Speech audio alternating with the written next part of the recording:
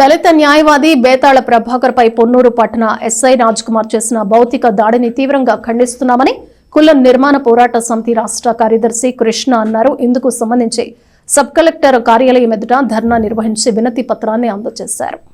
పొన్నూరు మండలం మాచవరం గ్రామం దళితవాడలో గత నెల 26వ తేదీన రెండు వర్గాల మధ్య జరిగిన పరస్పర దాడుల నేపథ్యంలో వాస్తవాలను పరిశీలించకుండా ప్రకాశ్రావుపై ఎస్ఐ రాజ్కుమార్ దాడి చేయటాన్ని కుల నిర్మూలన పోరాట సమితి రాష్ట్ర కార్యదర్శి కృష్ణ ఆక్షేపణ వ్యక్తం చేశారు. అంతటితో ఆగకుండా డ్రంక్ అండ్ డ్రైవ్లో పరీక్షలు చేయించగా ప్రకాశ్రావు మద్యం సేవించలేదని తేలినప్పటికీ ఎస్ఐ, సిఐ, పోలీసులు అక్రమంగా ప్రకాశ్రావుపై నాన్ బెయిల్ సెక్షన్ కింద కేసు నమోదు చేశారని చెబుతూ ప్రకాశ్రావుపై డాక్టర్ ఫిరోజ్ ఖాన్ ఎస్ఐలు పెట్టిన అక్రమ కేసులు వెంటనే రద్దు చేయాలని ఆయన డిమాండ్ చేశారు.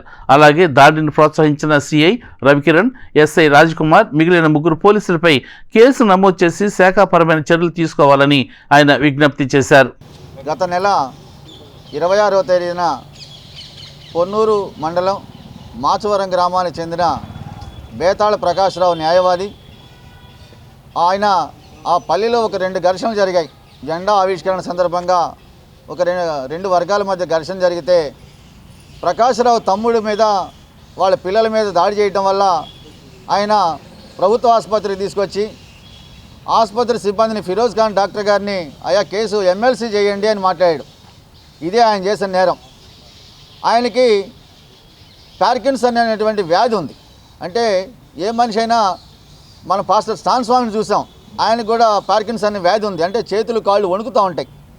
దాన్ని తప్పుగా అర్థం చేసుకొని డాక్టర్ గారు ఆయన తాగి వచ్చి మా మీద గొడవ చేస్తున్నాడనే పేరుతో పోలీసులకు ఫిర్యాదు చేస్తే సిఐ ఆదేశాల మేరకు వచ్చినటువంటి ఎస్ఐ ఏమాత్రం విచారణ జరపకుండానే ఆయన మీద భౌతికంగా దాడికి పాల్పడ్డాడు.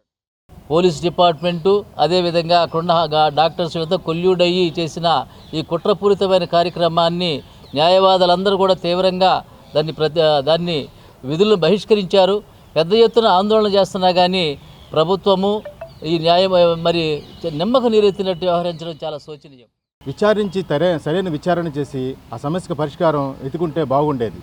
కానీ దీన్ని ఇలానే వదిలేయటం వల్ల ఇది ఇంతింతయి వటవంతయి అన్నట్లుగా ఇది ఇంకా పెరిగిపోతుంది తప్పితే ఇక్కడ న్యాయం అనేది జరగడం లేదు. కాబట్టి వెంటనే పై అధికారులు స్పందించి ఏదైతే అన్యాయం జరిగిందో న్యాయవాది గారికి వారికి తక్షణం న్యాయం జరిగేలాగా చర్యలు తీసుకోవాల్సిందిగా మా బార్ అసోసియేషన్ తరపున మేము తెనాలి బార్ అసోసియేషన్